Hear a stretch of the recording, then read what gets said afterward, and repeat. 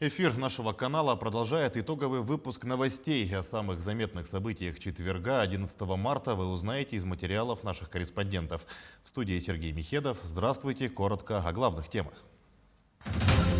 Всемирный день почки отмечается сегодня. Сколько якутян находятся на диализном лечении в регионе? Зима испытала на прочность алданских коммунальщиков. Специалистов ждет серьезный объем ремонтных работ. 13 городов и сел Якутии самостоятельно выберут объекты для благоустройства. Рейтинговое голосование начнется совсем скоро. Профессиональный праздник отмечают работники органов наркоконтроля. Расскажем о подготовке четвероногих помощников.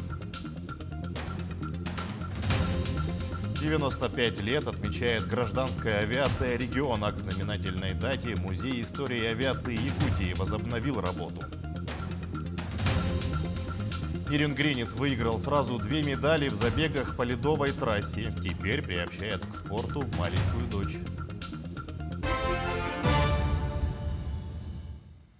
Якутия вошла в число регионов-лидеров по уровню вакцинации от коронавируса. Издание РБК составило рейтинг по результатам опроса региональных оперштабов, а также проанализировало информацию на официальных сайтах региональных властей. Возглавила список Магаданская область. Там хотя бы один компонент поставили 9%. На втором месте Сахалинская область с результатом 6%. На третьем Чукотка, где прививку получили 5,97%. Москва с 5,5% заняла 4-ю строчку рейтинга. Доля вакцинированных хотя бы одним компонентом в Якутии составила 5,25%. Наш регион занимает 6-е место в рейтинге. Препарат против коронавируса МИР-19 могут зарегистрировать в этом году. Эффективность будет продемонстрирована во второй фазе испытаний. В доклинических испытаниях препарат показал высокую эффективность. Об этом информирует Федеральное медико-биологическое агентство. Ранее сообщалось, что новый препарат основан на применении микро-РНК. Клинические исследования планируется завершить к середине марта. Далее к эпидобстановке в регионе. 37 новых случаев заражения COVID-19 выявили в Якутии за минувшие сутки. Из них в Якутске заболели 27 человек. По 2 случая зафиксировали в Вилюйском, Мирнинском и Тампонском, по одному в Алданском, Ленском, Мегино-Кангаласском и Усть-Майском районах. Замруководителя регионального оперштаба Ольга Балабкина в ходе брифинга напомнила о необходимости вакцинации в первую очередь пожилых людей. На настоящий момент на территории республики поступило 56 419 доз вакцин от новой коронавирусной инфекции. И первую дозу вакцины получили уже 54 140 человек. Использовано на настоящий момент 96,8% поступившей от республики вакцины. Хочу обратить внимание, что приоритетом органов государственной власти, учреждений здравоохранения, да и вообще, наверное, приоритетом здоровья каждого гражданина сегодня должно являться здоровье пожилых, которые у нас в республике в полном объеме должны также проходить вакцинацию. Всемирный день почки отмечается сегодня. В этом году он проходит под девизом «Нормальная жизнь с болезнью почек». Основная цель дня – информирование населения о важности профилактики и лечения почечных заболеваний. О том, как работает Центр современной нефрологии, узнавал Петр Васильев. В период пандемии коронавирусной инфекции пациентам с заболеваниями почек необходимо особое внимание и уход. Центр современной нефрологии и диализа стал единственным специализированным учреждением в Якутии, который беспрерывно оказывает медицинскую помощь больным с подобным диагнозом. Наш центр, год отработал. Мы, конечно, понимаем, что должны находиться в повышенной готовности. Мы готовы, наш центр готов работать и в режиме красной зоны, да, и в режиме зеленой зоны. По данным ВОЗ, 15 миллионов россиян страдают различными заболеваниями почек. В Якутии на учете врачей состоит порядка 600 человек. Для них в феврале прошлого года в столице республики открыли Центр современной нефрологии. В нем установлено 15 современных диализных аппаратов, которые за 4-5 часов очищают кровь пациента. Я на диализе нахожусь уже 12 лет. Сюда попал я по заболеванию ковида. Как оцениваете работу врачей? Ой, я их оцениваю очень хорошо. Да. Благодаря им Вот мы живем, они не только целители душ, то есть тела, но и целители души. Удар по почкам могут нанести различные факторы. Стрессы, плохие привычки, неправильное питание и недостаток физических нагрузок. Чтобы уменьшить риски заболеваний, врачи советуют соблюдать режим сна, следить за качеством пищи и регулярно заниматься спортом. Петр Васильев, Илья Николаев, Якутск. Социальные пенсии хотят проиндексировать с 1 апреля почти на 3,5%. Минтруда подготовил соответствующий проект постановления. Индексация коснется почти 3 миллионов пенсионеров. Из них около 3 миллионов 200 тысяч получают социальную пенсию. Ее средний размер увеличится на 334 рубля и составит 10 183 рубля. Таким образом, расходы на индексацию пенсии и других социальных выплат составят почти 1,5 миллиарда рублей в месяц. Около 37 миллионов рублей могут выделить на подготовку к паводку в Якутске в этом году. В территорию обслуживания входят Хатасы, Табага и Пригородный. Всего в городском округе порядка 9 тысяч участков попадают в зону затопления и подтопления. Председатель правительства республики Андрей Тарасенко поручил провести комплексные дноуглубительные работы. Также отмечается, что на утверждении находится проект планировки и межевания территории по всей береговой линии реки Лены на территории городского округа. За неверный расчет оплаты ЖКХ в частных домах ответит исполнитель услуги. Соответствующие поправки в жилищный кодекс приняли депутаты Госдумы в первом чтении. Сейчас ответственность исполнителя за нарушение перед собственниками не урегулирована законодательством. Это, в свою очередь, может ограничить права и законные интересы владельцев и арендаторов. Правительственный законопроект предлагает установить ответственность за нарушение порядка расчета оплаты за коммунальную услугу. Между тем, для алданских коммунальщиков нынешняя зима была непростой. Непривычно низкие температуры, а также не всегда качественный уголь привели к сбою в работе котельных. Но специалисты справились с проблемой в рабочем порядке, рассказывает Руслан Павлов. Календарная зима испытала местных коммунальщиков на прочность. Суровые морозы, порой задержки по поставкам угля, несколько раз подводили работу теплоцентралей на грань фола. Однако работники основного поставщика тепла в районе, общество «Теплоэнергосервис», справились с трудностями. Ну, было разное качество угля, то есть разные угли, и у них разное качество горения. То есть один уголь дает больше шлака, другой меньше шлака. Один теплоотдачу, ну, то есть один не горит вообще, бывает не горит. Вот. А если там смешивать приходилось, ну, в основном, да, качество угля очень много зависит для работы котельной. Весна принесла потепление, а инженерный состав теплоэнергосервиса уже обсуждает объемы предстоящей ремонтной программы и подготовку объектов к новому отопительному сезону. Сейчас в основном уже готовимся к предстоящему отопительному сезону, то есть к ремонтной программе. Какой она будет? На что будет сделан упор? Упор будет это, конечно же, генерация, котельные, тепловые сети, водоснабжение, то есть, ну, все, по-другому никак. Отопительный сезон 21-22 годов последний для теплоэнергосервиса. В мае будущего года заканчивается концессия, но поставщик тепла намерен продолжить работу на территории Алданского района.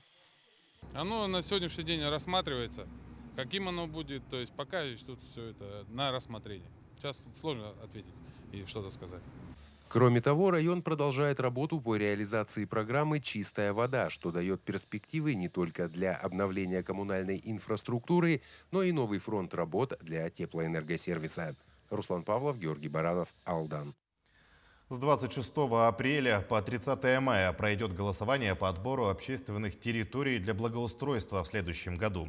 Рейтинговое голосование затронет 13 населенных пунктов. В настоящее время во всех этих муниципалитетах активно готовятся к рейтинговому голосованию.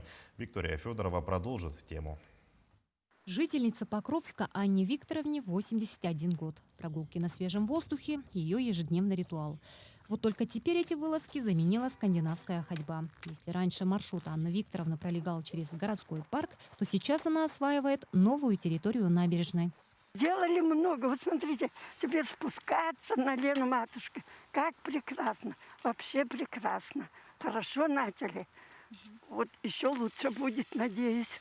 В разработке проекта этой набережной принимали участие не только глава, но и все жители Покровска. Вскоре аналогичные современные объекты появятся и в других населенных пунктах республики, жители которых также сами определят приоритеты. Поэтому цифры нам поставлены очень амбициозные. 80 тысяч человек в этом году мы должны вывести на рейтинговое голосование. Задача показать людям, что и в любом населенном пункте могут реализовываться очень крупные, интересные современные объекты, и показать, что люди в этом заинтересованы. Для удобства жителей голосование решено провести на сайте госуслуг. Для этого разрабатывается специальная платформа. На муниципальном уровне введите название, описание голосования по объектам благоустройства. К проектированию объектов имеются определенные требования, начиная от схемы расположения и вопросов безопасности, эстетичности, вплоть до мелких деталей. Объект должен быть выполнен в приглушенных тонах, максимально приближенных к натуральным природным оттенкам. Особое внимание уделяется и выбору материалов. В этом году очень сильно выросла цена металла, да. У нас в основном используется металл, бетон, плитка. И именно то, что повысилась цена металла, это очень влияет на строительный. И поэтому мы находим какие-то решения, которые уменьшают именно не качество, а именно вес материала. Мы можем уменьшить сечение и получить как-то, уменьшить нагрузку на строительные организации. Всего в рамках национального проекта «Жилье и городская среда» в этом году в Якутии планируют реализовать 40 проектов по благоустройству. Из них 7 общественных пространств, 33 дворовые территории в муниципалитетах. Кроме того, 7 крупных проектов планируется ввести в Мирном, Нерюнгре, Алдане, Томмоте, Удачном, Среднеколымске и Верхоянске. Виктория Федорова, Виолетта Засимова, Джулстан Иннокентьев, Якутск, Покровск. Известная телерадиоведущая и журналист Ксения Собчак посетила сегодня Амгинский район. Главная цель поездки в Якутию – встреча со съемочной группой и режиссером Дмитрием Давыдовым, чей фильм «Пугало» взял главный приз фестиваля «Кинотавр». После просмотра картины Ксения написала полное восхищение пост в соцсетях и теперь приехала знакомиться с регионом, где создаются отечественные киношедевры. Гостья планирует записать для своего YouTube-канала выпуск о якутском кино, которое, по ее мнению, переживает период расцвета.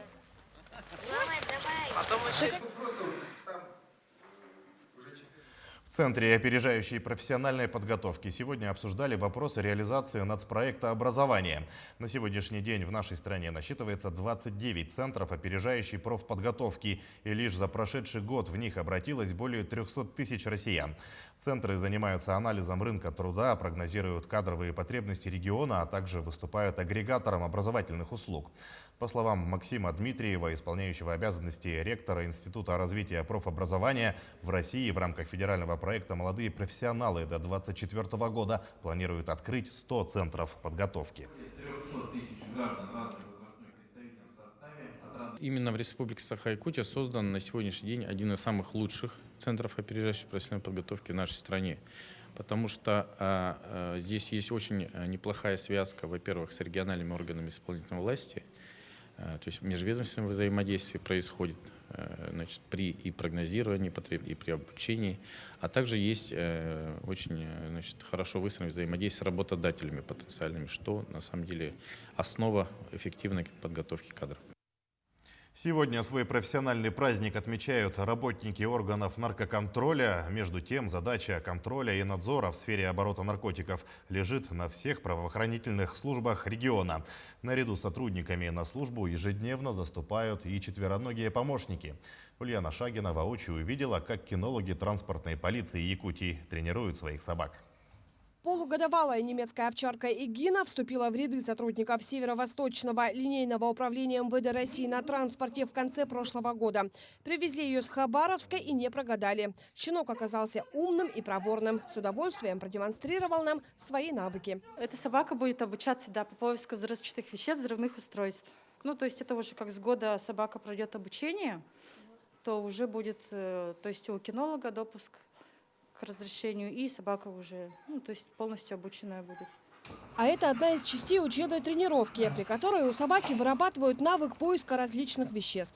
Специальные конусы прячут запаховые имитаторы. Для Гины это, как правило, имитаторы с запахом взрывчатки. Задача собаки – найти это вещество. Собака должна найти тот конус, с этим склоном запах обозначить и, получается, получить либо лакомство, либо мячик.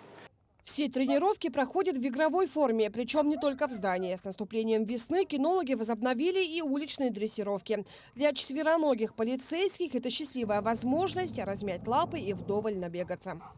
Собаки бегают, конечно, и это же все входит в дрессировку и тренировку служебной собаки. То есть не обязательно вот там жесткие какие-то эти, да, и игры тоже все это входит? Это все в игровой форме происходит, так точно. Брать барьеры, влетать в узкий лаз, преодоление различных препятствий. Профпригодность подтверждается и в свободное от службы время. Работа исключительно ответственная, и собаки как будто это понимают, поэтому занятия не прекращаются ни на минуту. Какие команды знает Монтана? Ну, как бы стандартные команды все знают. Команду лежать, сидеть, стоять, ко мне, ну и рядом.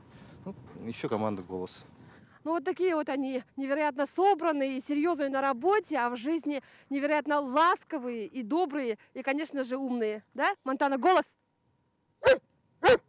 Ульяна Шагина, Семен Семенов, Якутск.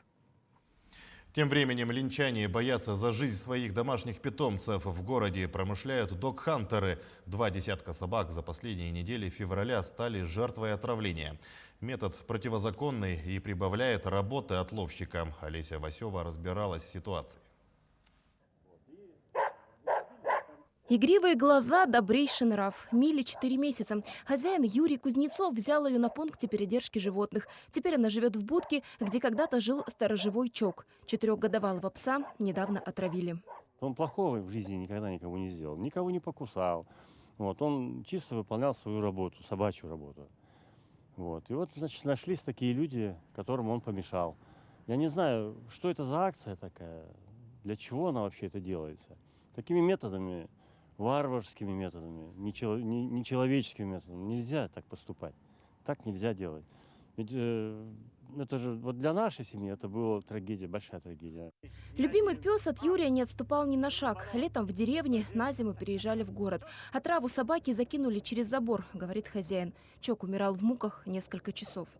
Домашний пес стал жертвой так называемых дог-хантеров, охотников на собак. За несколько дней они перетравили в Ленске более 2 десятков животных. Их находили в агонии волонтеры. Кого успевали поймать, отвозили в пункт передержки. Спасти удалось единицы. Состояние, в котором находили собак, симптомами похоже на отравление, предположительно из-за неозидом. Животное дезориентировано, изо рта пена, сильнейшие судороги. Вводим название в поисковике. Оказывается, это противотуберкулезное средство для людей, и оно давно известно как таблетка от бездомных собак. Средство копеечное, но купить его не так просто. Мы узнали, в ленских аптеках его нет, выдают бесплатно больным только в тубдиспансере. Так откуда и кто везет собачий яд в город? По опыту других регионов, весенние охоты на беспризорников с хвостами – дело привычное, похоже на спецзаказ. Волонтеры уверены, орудуют настоящие живодеры. Ведь яд съедают и собаки, которых выгуливают на поводках. Это, конечно, довольно страшное зрелище даже для нас. Хотя мы с этим сталкиваемся нередко в своей работе, случаи бывают очень разные. Но для людей, тем более для детей, это очень тяжело, это непонятно, это страшно, что происходит с животным в такой момент. Мы с этим сталкиваемся напрямую, так как принимаем заявки на отлов, и в том числе поступают заявки на отлов таких собак для оказания им помощи, для уборки трупов. Дарья Тихонина вспоминает, прошлой весной в Ленске уже орудовали дог-хантеры. Собак отстреливали и травили. Животных на улицах стало меньше, самовыгульных закрыли по домам. Прошел год, и на улицах опять стаи, половина с ошейниками. Так в собаках ли дело или в хозяевах, которые до сих пор не знают о стерилизации и ответственности за свое животное. Олеся Васева, Олег Соснин, телеканал «Алмазный край». Диплом не за горами. Воспитанники Мирнинского художественного отделения готовятся к защите итоговых работ. Многие посвятили изобразительному искусству порядка 8 лет. Чем отличается итоговая работа художников от других специальностей, знает Ивана Филиппова. Плавно и изящно краска ложится на картину, создавая нужный эффект. Юлиана Степанова готовит дипломный проект. Художница заранее набросала эскиз. Героями выбрала отца и дедушку. Так появились образы отважного охотника и покровителя охоты Баянай. Я выбрала триптих, то есть это 3 связанные с собой картины, а тема общая – это охота. То есть центральной работой моей будет как раз охотник сам, по бокам Баянай, и на 3-й работе будет у меня семья охотника. Темы для дипломной юные дарования выбирали сами. Персонажи из любимых фильмов, прекрасные богини и многое другое. Девочки, очень мало времени осталось, поэтому торопимся. И в пятницу мы уже должны закончить первую композицию. До выпускных экзаменов 2 месяца. Под руководством педагогов воспитанники должны успеть сдать еще и аттестационные работы. Живопись, рисунок, станковая композиция, декоративная композиция, скульптура. И сдают экзамен по истории искусств. Мирнинское художественное отделение считается одним из самых сильных в республике. По статистике, половина выпускников продолжает обучение в художественных вузах и колледжах. В Мирном детей набирают 7 лет. Учат не только рисовать. Шитье, лепка, вышивание – все это входит в учебный процесс. Я уже хожу 6 лет, считая подготовительный класс. Прошла довольно-таки большой путь, чтобы рисовать от карикатур маленьких, детских, к большому портрету. Результат многолетнего обучения – свидетельство об окончании художественного отделения. Защита дипломных работ пройдет в середине мая. Иванна Филиппова, Александр Еремин, телеканал «Алмазный край». Якутянин стал победителем всероссийского конкурса профессиональных художников. Семен Луканси выбран в номинации «Россия – страна возможностей».